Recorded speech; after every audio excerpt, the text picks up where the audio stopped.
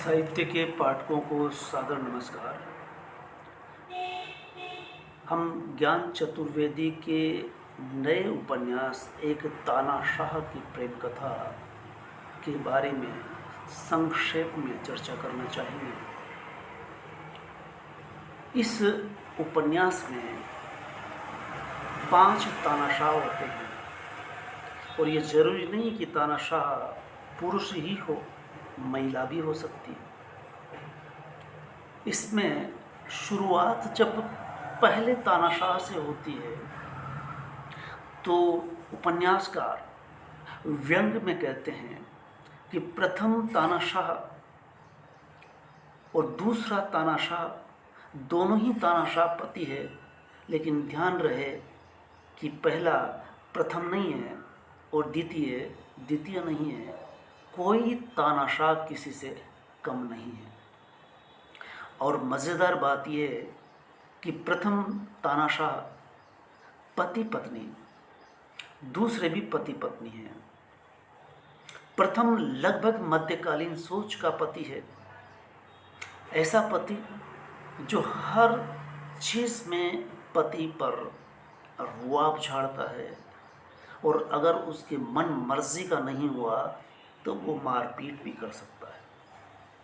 दूसरा पति आज के दौर का है और वो पत्नी के अस्तित्व को स्वीकार नहीं करता, बल्कि पत्नी से नौकरी कराना भी चाहता है, फिर उस पर शक भी करता है, नैतिकता की बात करता है और नैतिकता खुद पर आरोपित नहीं करेगा, पत्नी से अपेक्षा करेगा।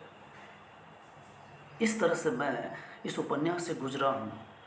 5 तानाशाह की कथा तो मैं विस्तार से बाद में बता सकूँगा, लेकिन 30-40 पेज पढ़ने के बाद मुझे लगा कि ये उपन्यास बेहद पठनीय है। और तानाशाह क्या होते हैं? ये तानाशाह सिर्फ देश में ही नहीं होते, ये तानाशाह सिर्फ जर्मनी में ही पैदा नहीं होते, ये तानाशाह केवल हिटलर होने से ही नहीं होता जो लाखों को मरवा देता है और राष्ट्र प्रेम की बात करता है। यहाँ पर भी पति पत्नी को जब तानाशाह बताया जाता है तो पहला तानाशाह पत्नी से इतना प्रेम करता है कि वो उसे महारानी कह करके संबोधित करता है। दूसरा पति आधुनिक काल का है, सो बहुत बड़ा प्रेमी कहलाता है और प्रेम विवाह करते समय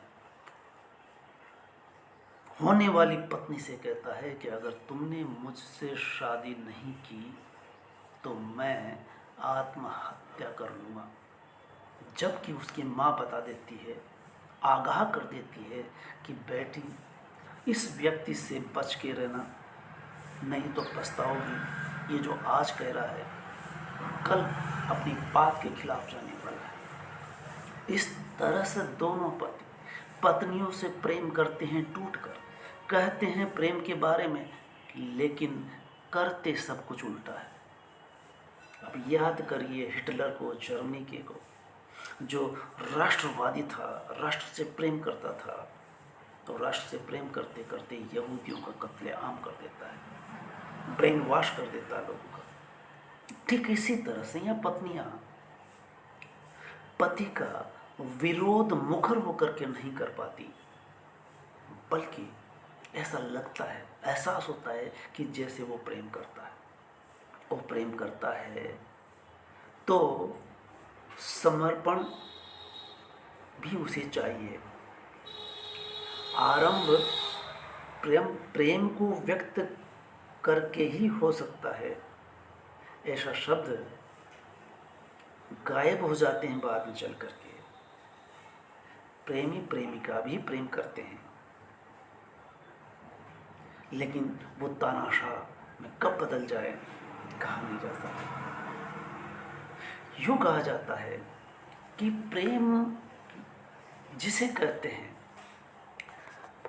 प्रेमी अपने प्रेम को कभी भी व्यक्त नहीं कर सकता।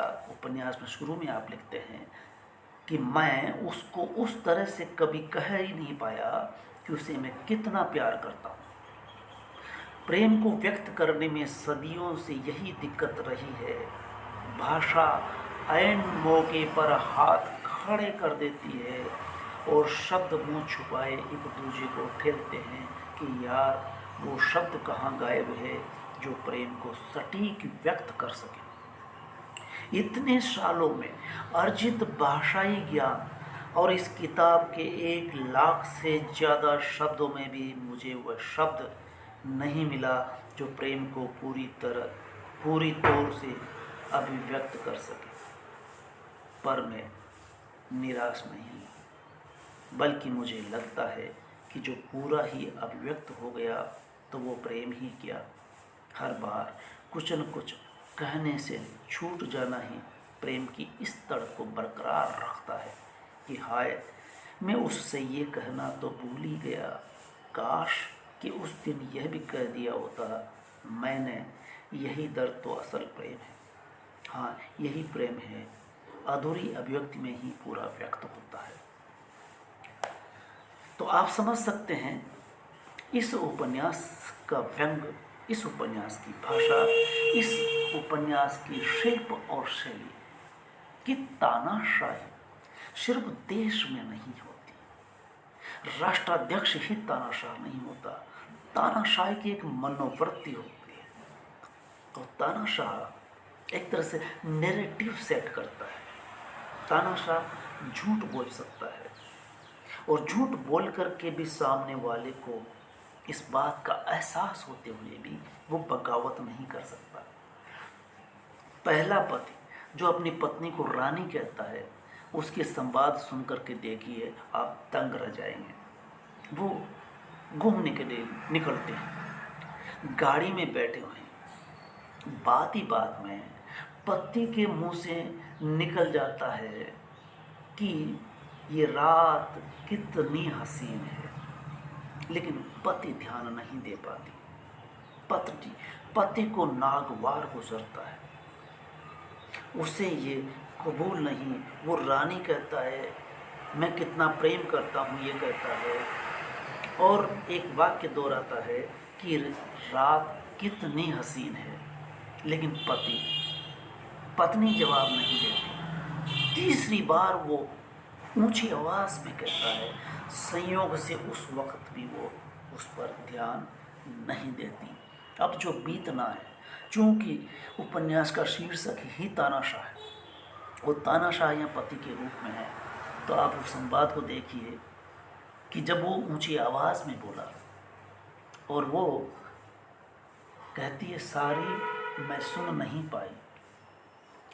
रानी ने कांपते हुए स्वर में कहा तुम आजकल खोई कहाँ रहती हो। उसने दांत पीसते हुए कहा नहीं, मैं तो बस सोच रही थी कि रात कितनी हसीन है। इसका तो मतलब ये हुआ कि तुमने मेरी बात सुन ली थी।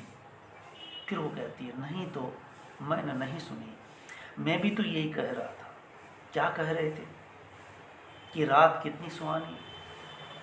और इसी तरह से एक तरह से वो कहते हैं कि इस अंदाज में पति बोला कि जैसे भेड़िया अब झपटने की मुद्रा में। मैंने सोचा कि पति बोला अच्छा तुमने सोचा, वाह तुमने सोच भी लिया।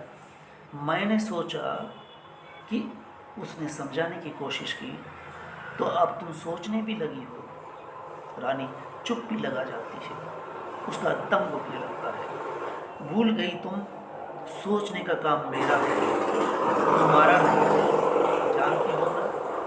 फिर नहीं, मैंने सोचा कि रात कितनी, तुमको लगा।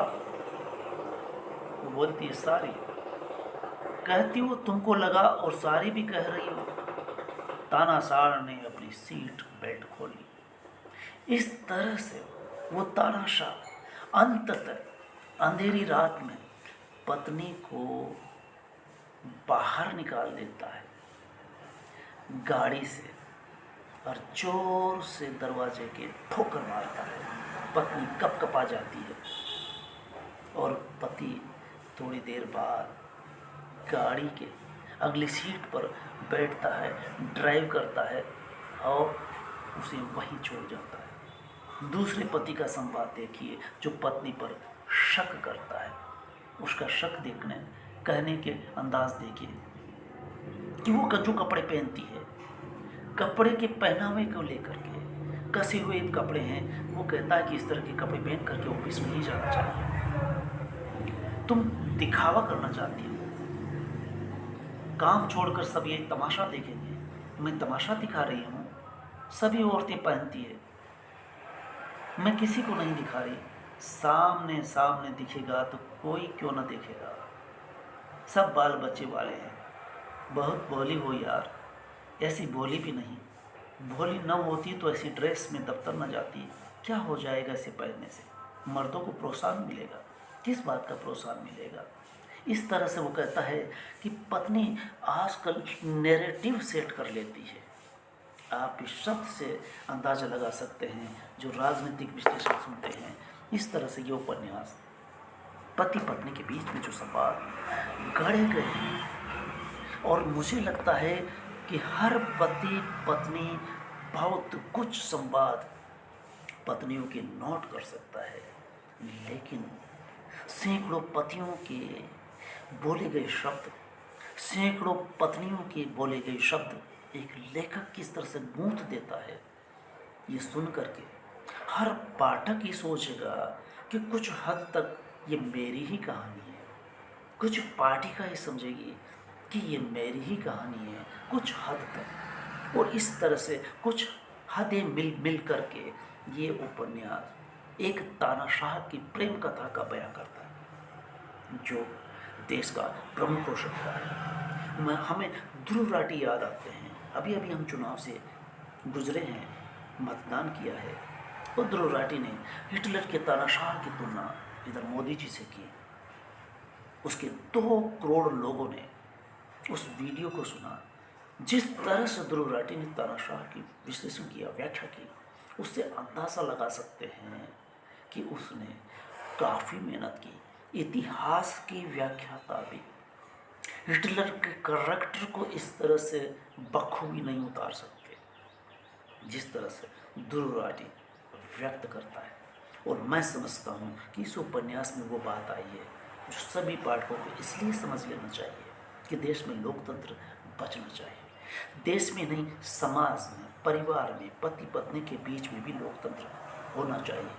हम अपने गिरेबान में झांक सकते हैं जब इस उपन्यास के हम पाठक बनते हैं, पाठिका बनते हैं, कि हम कहीं तानाशाह तो नहीं हैं। सिर्फ हिटलर या मोदी में ही तानाशाह देख करके अपने आप को लोकतांत्रिक कहने का भ्रम न पालें। कृपया ये उपन्यास पढ़ करके, सुन करके, समझ करके और विचार विमर्श करके, विश्लेषण मूल्यांकन करके आप समझ सकते हैं कि ज्ञान चतुर्वेदी ने बहुत सारे उपन्यास लिखे हैं और ढेरों व्यंग लिखे हैं। वो व्यंग सीधे समाज, राजनीति, संस्कृति पर मार्मिक घात करते हैं। तो ये उपन्यास इस तरह से दाम्पत्य जीवन में आ रही गिरावट, अनैतिकता, तानाशाही को बखूबी उजागर करता है। धन्यवाद। विस्तार से हम फिर कभी विचार कर सकेंगे। तब तक इसे सब्सक्राइब करें ताकि अगला वीडियो आप विस्तार से सुन सकेंगे। धन्यवाद।